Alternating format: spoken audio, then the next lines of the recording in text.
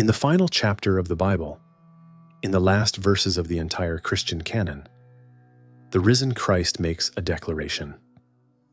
Not about power, not about judgment, not about the throne he occupies, or the armies at his command.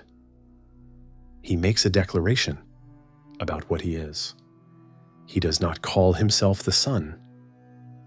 He does not call himself the light of the world, though he has been called that before. He does not reach for the great cosmic images of divine sovereignty that crowd the rest of the apocalypse. He says, in the last breath of the last chapter, I am the bright morning star. Picture this, a reader in the 1st century, somewhere in Asia Minor, holding a copy of the Revelation of John, arriving at chapter 22, verse 16. This reader knows their scriptures. They know Isaiah. They know the passage in the 14th chapter where the prophet describes a tyrant's fall, where the Hebrew Hallel, Ben Shachar, the shining one, the son of the dawn, is brought down from the heavens. They know that Jerome, when he translated that passage into Latin, would render Hallel as Lucifer, the morning star. They know, because everyone in that world knew, that the title Christ is now claiming for himself is the same title that had been attached in the tradition to the figure of the Great Fall. The same title, the same astronomical image, claimed by both the risen Christ and the one who fell from heaven before time. And it is sitting there at the end of the entire Christian canon, unresolved, without explanation or apology. As if the authors of Revelation put it there deliberately and dared anyone to ask why. This is not a coincidence that slipped past the authors of Revelation.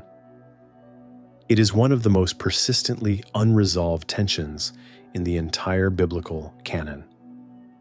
And 2,000 years of theological management have not resolved it, only managed it. Before we go further, here is what you need to hold in your mind for everything that follows. The planet Venus, the morning star, does something no other celestial body visible to the naked eye does. It appears twice. Once before dawn, blazing in the east as the herald of the rising sun, the last star to survive as the sky lightens. And once at dusk, as the first point of light in the evening sky, appearing in the west, just as the sun has set, visible only because the darkness is coming. For centuries, the ancient world treated these as two different objects. The Babylonians cataloged them separately, with separate names, separate ritual significances, separate places in their astronomical records. The Greeks called the morning appearance Phosphoros, the light bringer, and the evening appearance Hesperus, two stars, two distinct presences in the sky. Until the 6th century BCE, when Pythagorean astronomy, and possibly Babylonian astronomers, working independently before them, arrived at a recognition that must have been genuinely disorienting. They were looking at one thing, the same planet, two appearances. One body that descended below the western horizon in the evening and returned to the eastern sky before dawn. A star that went below and came back, that disappeared into darkness and re-emerged as the herald of light. The ancient world did not receive this discovery as a mere astronomical correction. They received it as a mythological fact about the nature of the cosmos. They built entire theologies around it. The dying and rising gods, Tammuz, Adonis, Inanna, descending into the underworld and ascending again. These are not separate myths that happen to share a pattern. They are encoded responses to the most visible astronomical phenomenon in the night sky. The morning star goes down, the morning star comes back, and everything in the ancient world that understood the cosmos as a living theological reality read that movement as a statement about the deepest structure of existence. The entire paradox of the morning star in the Bible, the one that attaches the same title to the fallen angel and the risen Christ, only makes sense if you understand this. The morning star was never simply a symbol of pride or fall.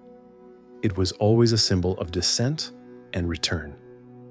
Today, we are going to follow that symbol all the way through, not to explain the paradox away, but to understand why it was never meant to be resolved and what the tradition lost when it tried. There is a temptation, when confronted with a theological paradox, to reach immediately for the explanation that resolves it, to find the reading that makes the dissonance disappear. 2,000 years of Christian commentary on the morning star paradox have produced exactly this reflex. The similarity between Christ's title and Lucifer's name is superficial, the argument goes, the result of Jerome's unfortunate translation choice, or a deliberate appropriation by Christ of a fallen name, or simply an astronomical metaphor, common enough that its shared use carries no theological weight. None of these explanations engage with what the Greek text of Revelation 22:16 actually says. The phrase is this: ho aster, ho lampros, ho orthrinos.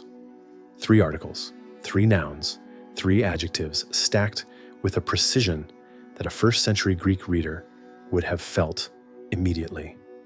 Not simply the morning star, ho aster ho lampros ho orthrinos, means the bright star, the dawn star, the star that belongs to the morning. The modifier orthrinos, from orthros, the dawn, the very early morning, the hour before sunrise, is not a casual poetic flourish. It is a technical astronomical designation. It places the star at a specific moment, the liminal hour when darkness and light are negotiating the sky, when the night has not yet yielded and the sun has not yet risen, when this one body blazes alone in the eastern horizon as the only witness to the coming dawn. The authors of Revelation were not improvising. The text of Revelation is among the most densely elusive documents in the entire canon, a text that operates through a constant weaving of scriptural reference, where almost no significant image appears without a deliberate backward glance at the tradition it invokes. The scholars who have studied Revelation's use of the Hebrew Bible most carefully, among them G.K. Beale, whose work on Revelation's use of the Old Testament remains definitive, have counted hundreds of allusions to earlier scripture, most of them concentrated and intentional. The authors of Revelation knew Isaiah. They knew it well. The image of the shining one who climbed toward heaven and fell, the Halel ben Shachar of Isaiah 14, was not obscure to them. It was central to the tradition's understanding of cosmic rebellion. So ask the question directly: why did the authors of Revelation, knowing exactly what the image of the morning star carried in the tradition, knowing the Isaianic weight of the figure who rose toward heaven and fell, choose to give this precise, technically loaded title to the risen Christ in the last verse of the last chapter? The answer that most Western theological commentary has given is one of polemical reclamation. The morning star belongs to Christ, not to the fallen one who impersonated it. The similarity is evidence of Lucifer's counterfeit, his aspiration to a title that was never his to claim. Christ takes back what was stolen. This reading has the virtue of resolving the tension. It makes the paradox disappear, but it requires you to read the authors of Revelation as working within a framework, Augustine's framework, Jerome's framework, that did not yet exist when Revelation was written. The figure of Lucifer as we understand him, the singular proud rebel, the personification of cosmic evil, is a construction that solidifies in the 4th and 5th centuries.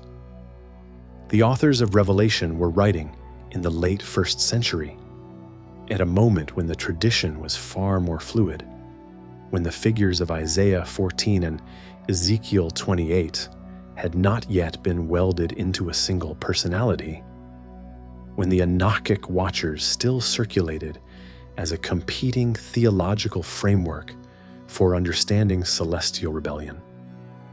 Into that world, the authors of Revelation placed this title at the end of the entire canon in Christ's own mouth, with full knowledge of what it carried.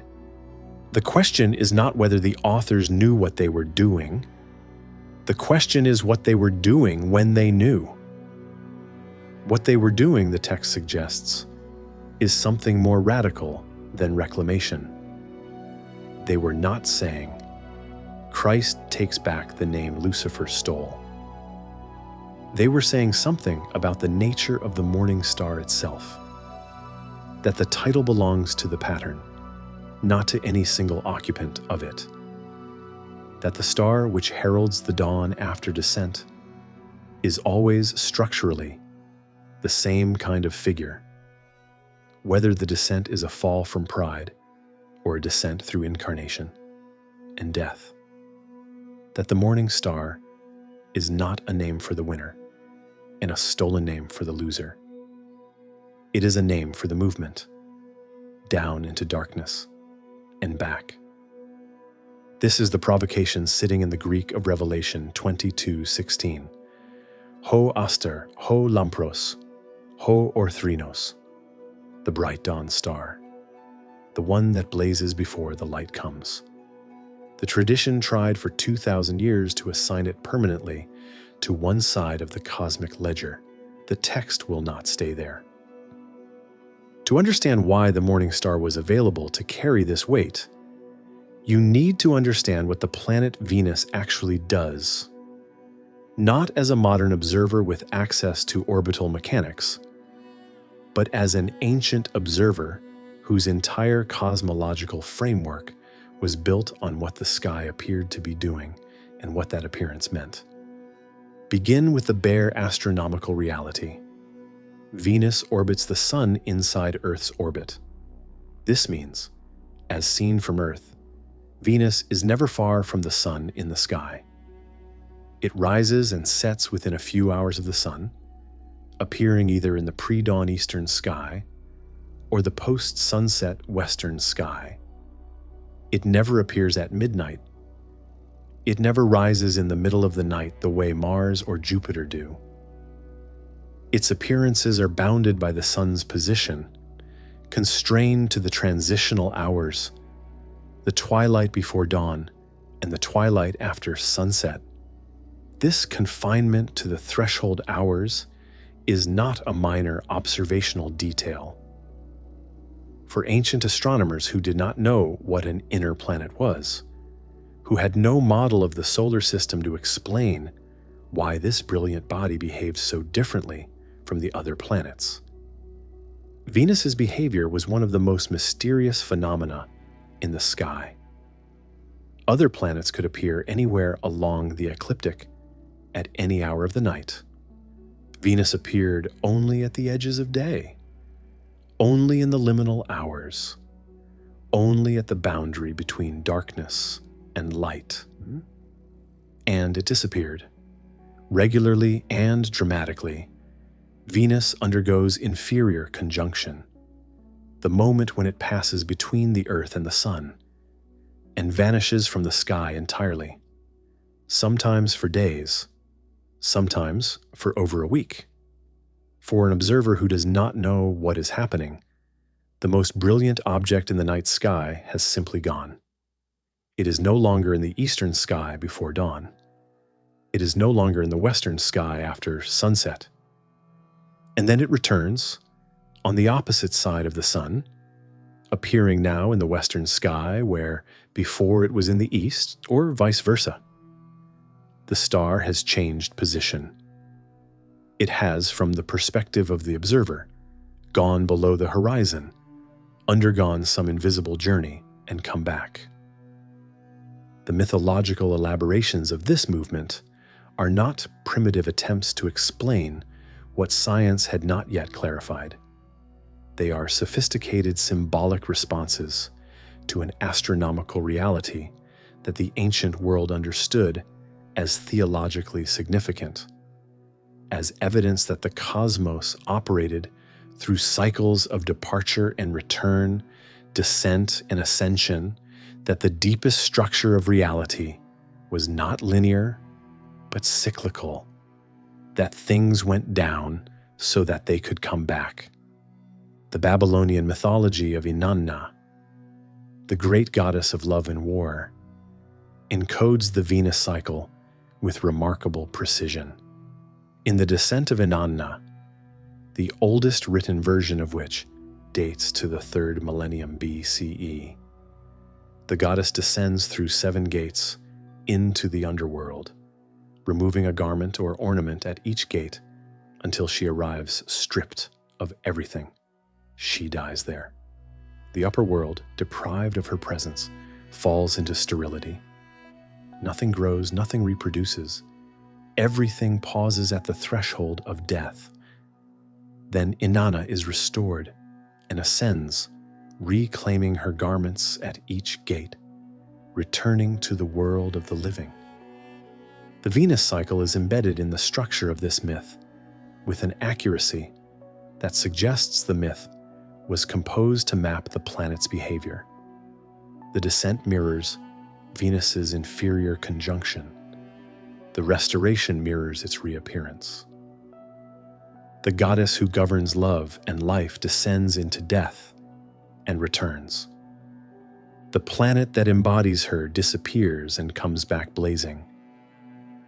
The Greek tradition fractures the same body into 2 separate figures: Phosphoros, the morning star, the light bringer, and Hesperus, the evening star, the star of nightfall, and gives them different mythological identities, different genealogies, different poetic associations. Phosphoros is the herald of the dawn, the star that runs before the sun to announce its coming. Hesperus is the star that appears as the sun departs, the marker of evening's beginning, associated in Greek lyric with the homecoming of flocks and the gathering of families. They are felt as different presences with different emotional registers, and they are the same planet. The moment of Pythagorean unification, the recognition in the 6th century BCE that Phosphoros and Hesperus were a single body, is not simply a correction of a factual error. It is the collapse of a mythological distinction that the Greek tradition had been building for centuries. If Phosphoros and Hesperus are the same, then the herald of dawn and the star of evening are one. The figure who precedes the rising sun and the figure who survives the setting sun are the same figure at different points in a single cycle. The descent into the sun's brightness at morning, when Phosphoros disappears as the sky lightens, and the emergence from the sun's afterglow at evening, when Hesperus appears as the sky darkens, are moments in the same movement. Now enter the Hebrew tradition with this in mind. The passage in Isaiah 14 that Jerome would translate as Lucifer describes Hallel ben Shachar, the shining one, the son of the dawn star, the morning appearance of Venus, Isaiah's image of cosmic fall, the figure who says he will climb above the clouds and make himself like the Most High, and who is instead brought down to the pit, is built on a precise astronomical observation. The morning star rises brilliantly in the pre-dawn sky and then disappears as the sun rises. It climbs toward the sun and is consumed by it. The ascent that becomes a disappearance. Isaiah reaches for this image to describe the fall of the king of Babylon, a figure of overreaching ambition brought low. And the astronomical reality of the morning star's behavior gives the image its precision. The climb toward the highest point and the sudden erasure. What Jerome took from this image, and what the entire Western tradition built on Jerome's reading, was the descent, the fall, the star that climbs and disappears, the truncated cycle. It saw the morning star and stopped at the inferior conjunction, at the moment of vanishing, and read that vanishing as the permanent end of the story. But the star comes back. This is the theological fact that the Western tradition's construction of Lucifer chose not to follow. The morning star always comes back. If you follow the Venus cycle past the inferior conjunction, past the disappearance, you arrive at the reappearance. The same body, now blazing in the western sky as the evening star, or returning weeks later to the eastern sky before dawn. The star that fell into the sun's brightness reemerges. And it was always going to reemerge. The cycle of departure and return is the nature of the star, not a contingency of this particular appearance. What the authors of Revelation understood, and what they encoded in Revelation 22:16, is that the Christological narrative of incarnation, death, and resurrection maps with extraordinary precision onto the Venus cycle. The incarnation is the descent. The divine enters the lower world, takes on matter and mortality, moves into the conditions of darkness and finitude. The death is the inferior conjunction. The brilliant body disappears, consumed, gone below the horizon, invisible for the days of entombment. And the resurrection is the reappearance, the same body, blazing again, now as the herald of the dawn, now announcing the light that is coming, the morning star of Easter morning, the one that blazes before the sun rises. Once you see this structural parallel, the morning star title in Revelation 22:16 is not a paradox at all. It is an assertion about the pattern. The pattern of descent and return is the pattern of the cosmos. The Christological narrative does not borrow the Venus cycle metaphorically. It claims to embody the same structure at a deeper level. And the figure of Isaiah 14, Helil, the shining one who climbed and fell, is not the opposite of this pattern. He is a truncated version of it, a figure whose story was told only as far as the disappearance, and whose return was refused. The authors of Revelation were not confused when they gave Christ the morning star title. They were making the most precise theological statement in the entire text. The morning star is not a name for the defeated enemy's stolen aspiration. It is the name of the pattern itself. And Christ's claim to it is a claim that the pattern has been completed, that the descent went all the way, and the star came back. What happened to the tradition that tried to divide this pattern into two permanent opposites? One who fell and stayed fallen, one who rose and never fell, is the subject of everything that follows. There was a moment in the history of Christian theology when the full implications of the morning star pattern were held openly, argued seriously, and developed into a systematic theological position. That moment is associated primarily with Origen of Alexandria, writing in the 3rd century CE. And the fate of that position, condemned, suppressed, officially erased, tells you more about the relationship between theological power and cosmological complexity than almost any other episode in the history of the tradition. Origen was not a marginal figure. He is, by most measures, the greatest theologian of the pre-Nicene Church. His output was staggering in scope.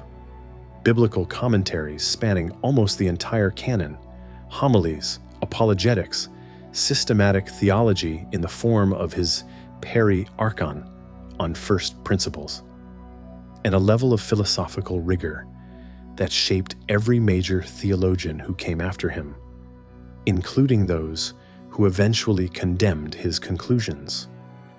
Jerome translated his work. Ambrose was influenced by him. The Cappadocian Fathers, Gregory of Nazianzus, Gregory of Nyssa, Basil of Caesarea, drew extensively on him. To condemn Origen in the 6th century was to condemn a figure who had become structural to the entire patristic tradition. What Origen argued in On First Principles and in the biblical commentaries that expanded its logic was that the cosmos operated through exactly the cycle the morning star embodies. All rational beings, angels, humans, and the fallen spirits, including the figure of Lucifer, were created in a state of primordial unity with the divine. Through freedom, through the exercise of will in ways that turned away from that unity, they descended into the conditions of materiality and finitude. The cosmos itself, in Origen's account, is a kind of penitential structure, a framework designed to allow descended rational beings to make the return journey, to work back toward the unity from which they came. And crucially, here is the point the tradition found intolerable. This return is not limited to the righteous human dead.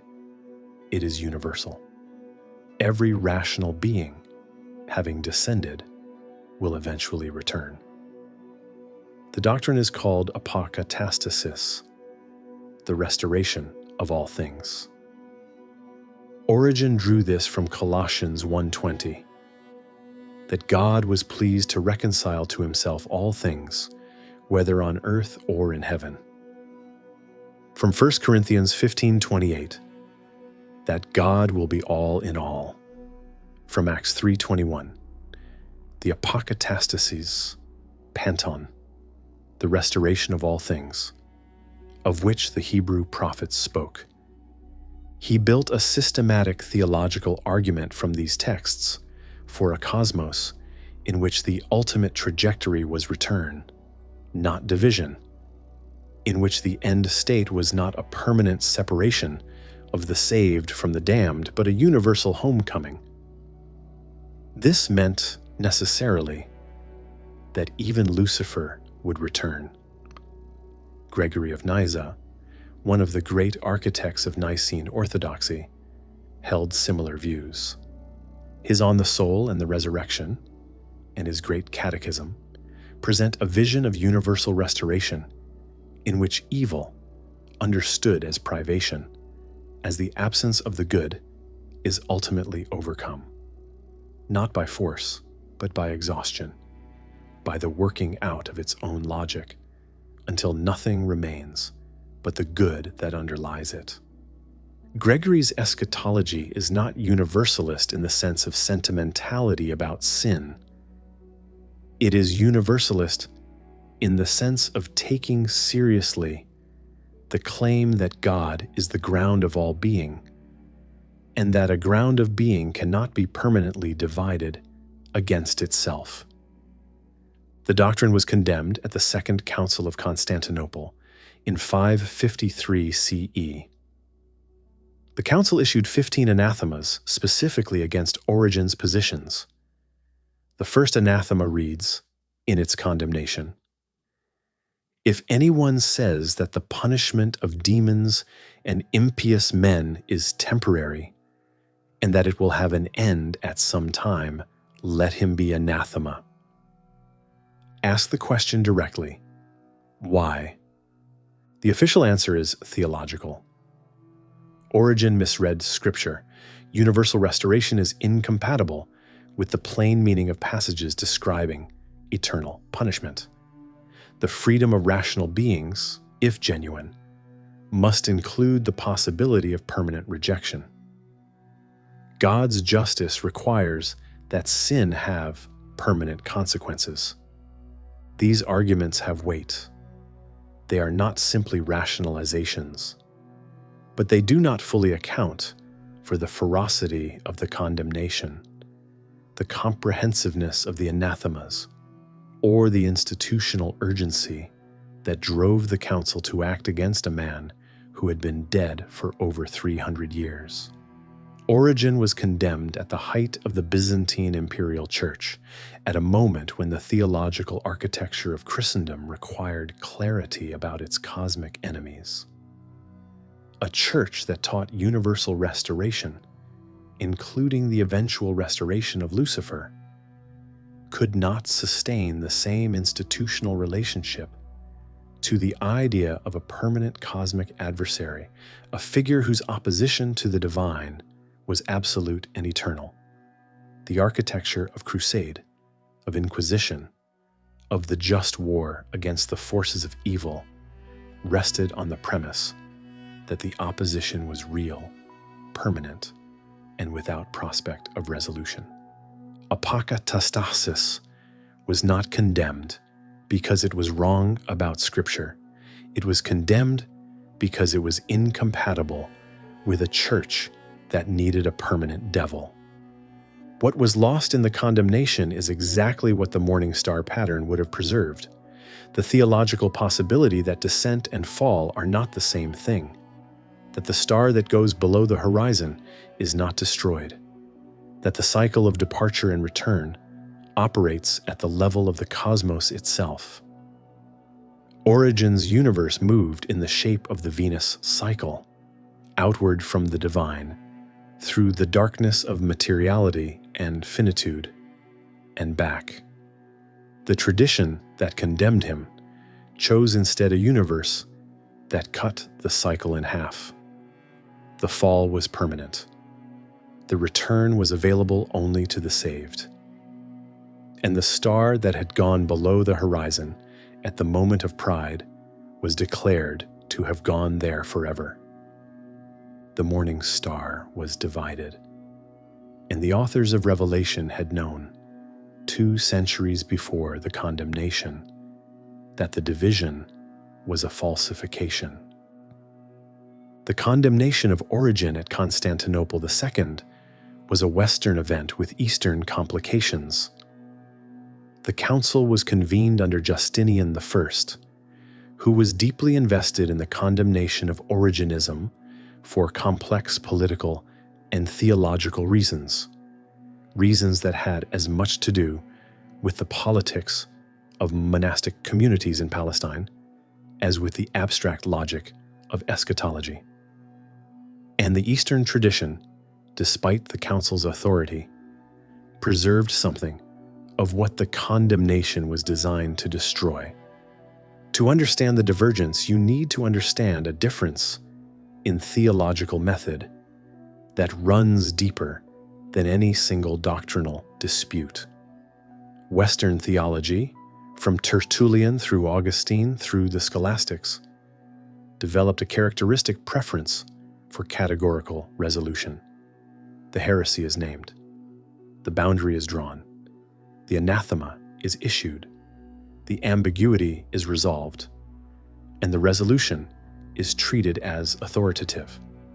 The theological tradition accumulates definitions, clarifications, formal positions.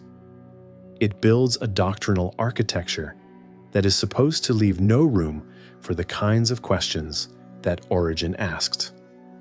Eastern theology, in its Byzantine, Greek Orthodox, and Syriac forms, developed a different characteristic.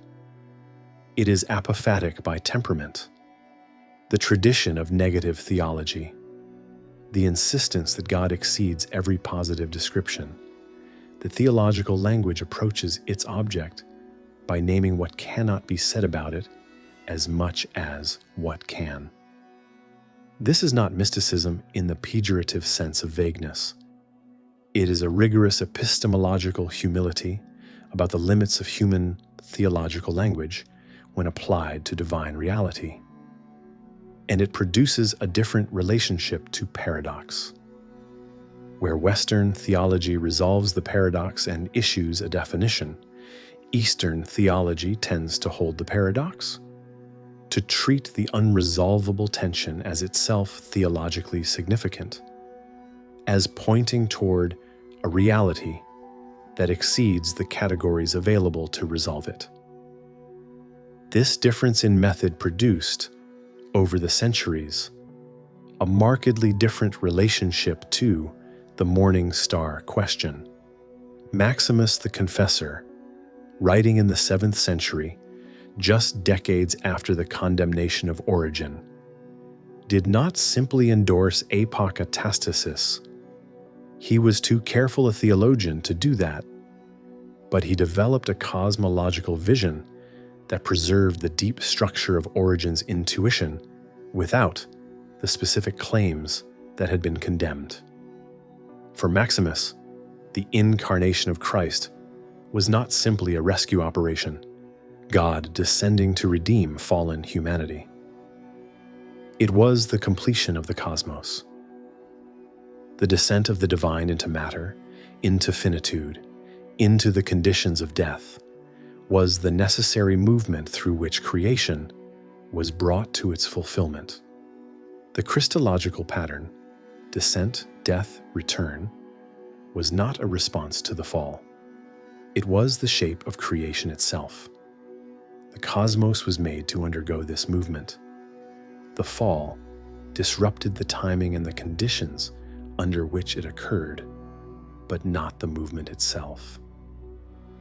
In this framework, the morning star is not a paradox to be managed. It is an image of the fundamental structure of created existence, the going out from the divine source and the return. Maximus would not say that Lucifer would be restored, but his cosmology preserved the possibility of reading the descent and return pattern as cosmic, rather than merely historical, as built into the nature of things, rather than contingent on a single rebellion and its aftermath. Gregory Palamas, in the 14th century, developed the distinction between the divine essence and the divine energies in ways that preserved a similar apophatic openness. God's inner life exceeds what the tradition's categories can contain, and the ultimate resolution of all things is something that can be pointed toward but not defined. The Eastern tradition did not formally endorse universalism, but it maintained a relationship to the ultimate questions about restoration, about the fate of the fallen, about the nature of the cosmic end, that was genuinely open in a way the Western tradition had decided, at Constantinople II, to close. The Western resolution, as consolidated by Augustine and elaborated by the scholastics, is architecturally elegant and existentially totalizing. Lucifer fell. The fall was permanent. The morning star title belongs to Christ as a sign of legitimate possession and Lucifer's counterfeit. The similarity between Christ's title and the devil's name is evidence of demonic imitation. The fallen one always aspires to what it cannot have, always mimics the divine it rejected. The paradox is dissolved by treating it as evidence for the prosecution. This resolution requires you to read the authors of Revelation as working within a framework, the Augustinian framework, that did not exist when they wrote. It requires you to treat the end of the canon not as a deliberate theological provocation, but as a text whose meaning becomes clear only in the light of later doctrinal development. It requires you to close the question that the text leaves open. The Eastern tradition did not close it. And in not closing it, it preserved something that the Western tradition's need for a permanent devil required it to lose: the sense that the morning star is a symbol whose full meaning exceeds any single occupant, that the pattern of descent and return is larger than the story of any single rebellion or any single redemption, that the last verse of the last chapter of the Bible means something that 2,000 years of theological management has been circling without arriving at. Everything that has been laid out, the Greek of Revelation 22:16, the Venus cycle, Origen's Apokatastasis, the east-west divergence, has been the road. This is the destination. The shared morning star title is not an accident. It is not a coincidence. It is not the mark of a stolen name or a counterfeit aspiration. It is a structural claim. And to understand the claim, you need to hold simultaneously in your mind the two things the tradition has spent 2 millennia trying to separate: the figure who falls and the figure who rises. Because the argument of Revelation 22:16 is that they are not two things.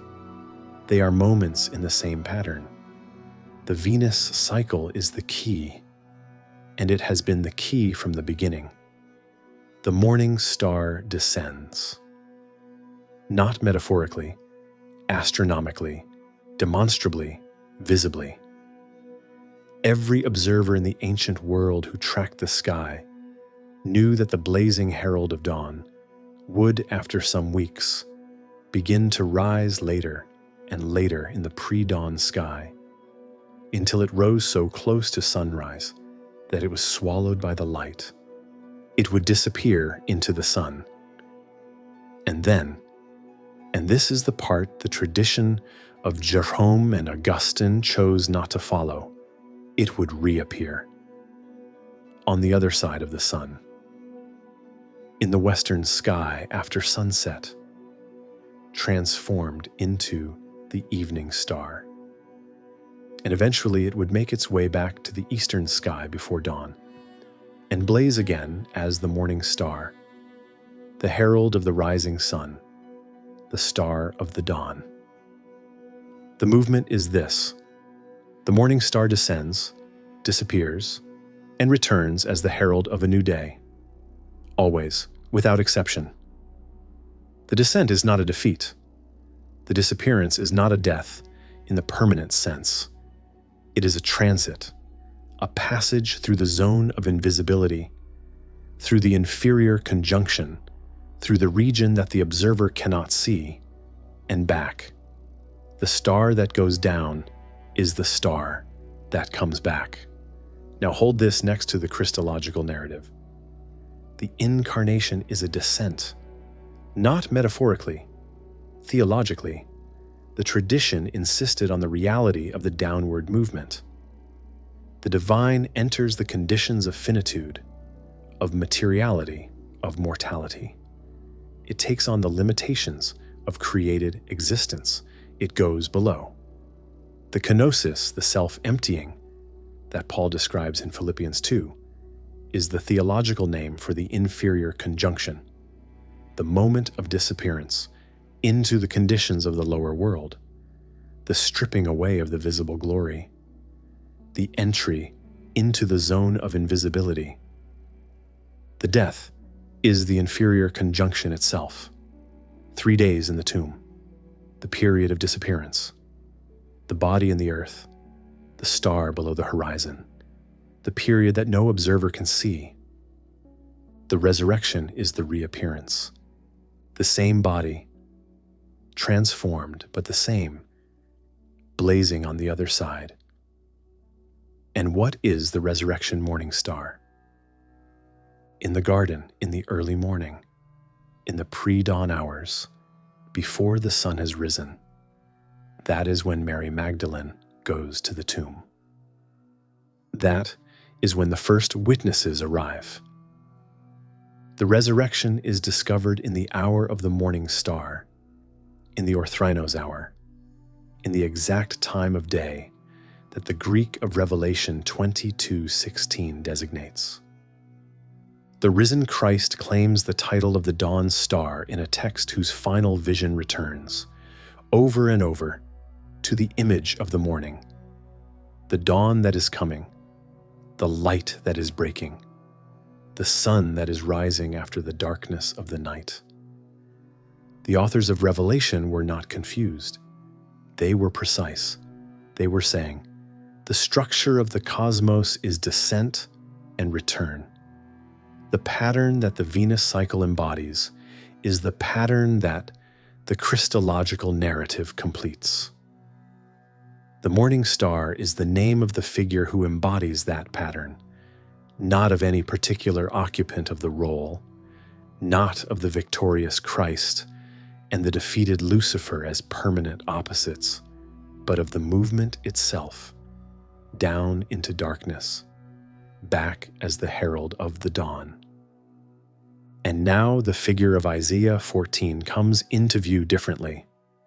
Helel ben Shachar, the shining one, the son of the dawn, is the morning star in its first appearance, the brilliant ascending figure, the one who blazes before the sun rises, who climbs toward the highest heaven, who aspires to place his throne above the stars of God. The Isaiah passage reads, in its astronomical logic, as the morning star's ascent, the star climbing higher and higher in the pre-dawn sky as the weeks progress, rising earlier and earlier, reaching for the summit of the sky. And then the fall. The sun rises, and the morning star is swallowed by it, brought down to the pit. The star that had been the most brilliant thing in the sky disappears into the sun's glory.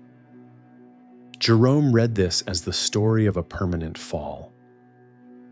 A single descent, unreversed, the proud star destroyed by its own overreaching.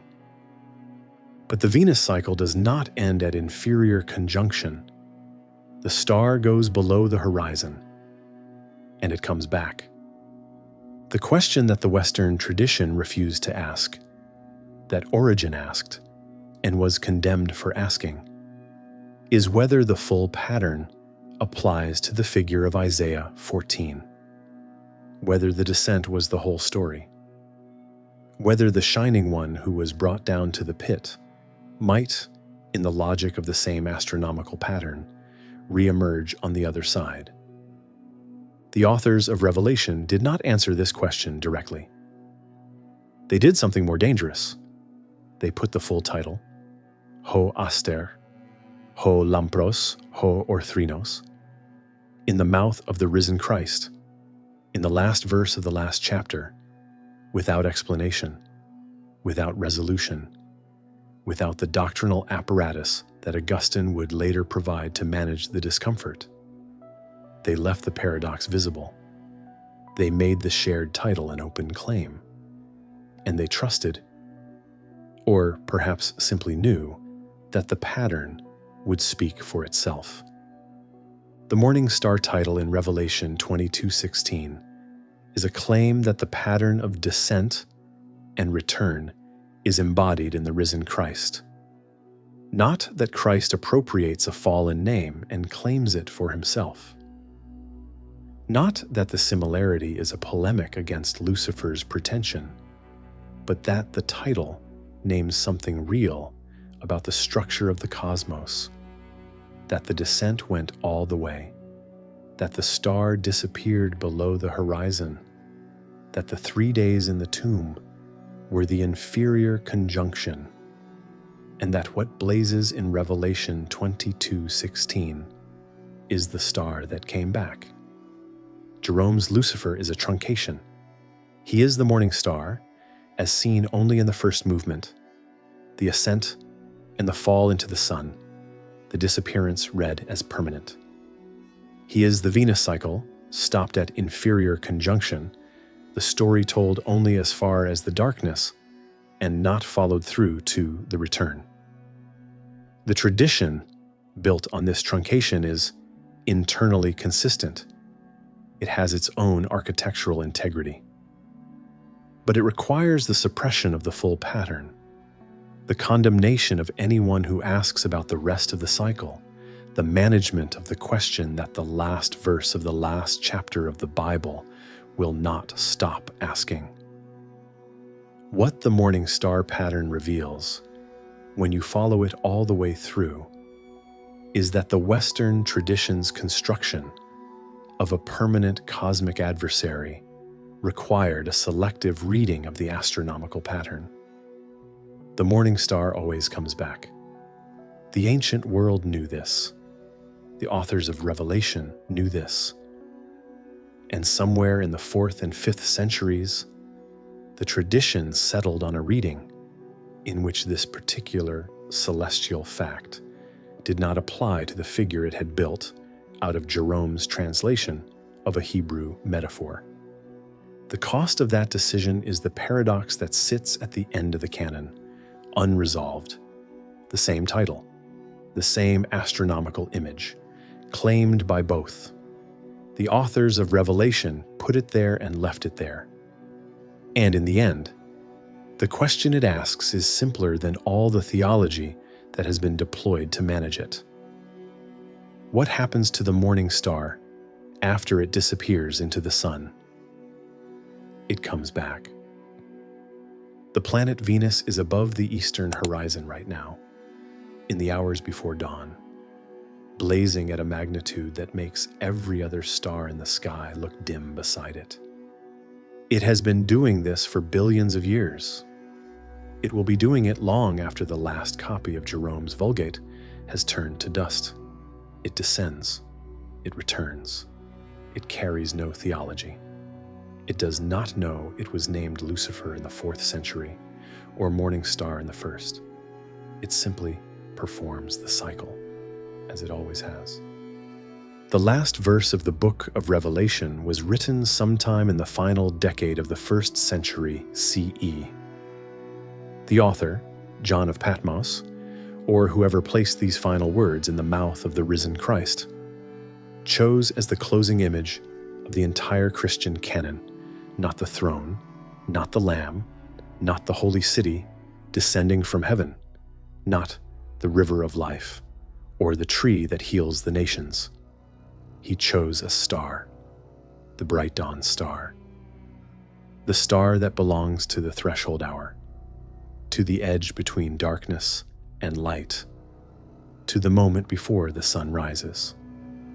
It is still there, at the end of the canon, blazing in the last verse claimed by the risen Christ, carrying the full weight of Isaiah's shining one, and Origen's Apokatastasis, and the Babylonian goddess descending through 7 gates, and Pythagoras looking at the evening sky and realizing that the star he was looking at was the same star that had been in the morning sky.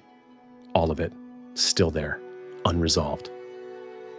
The tradition tried for 2,000 years to divide it, to assign one appearance to Christ and one to the devil, to insist that the similarity was the mark of a counterfeit, to condemn the theologians who pointed at the full cycle and said, "But the star comes back."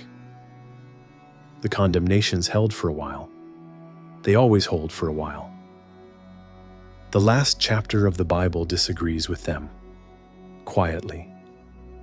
In 6 Greek words, ho aster, ho lampros, ho orthrinos. The bright dawn star, the one that blazes before the sun rises, the one that goes below the horizon and returns. It is still there.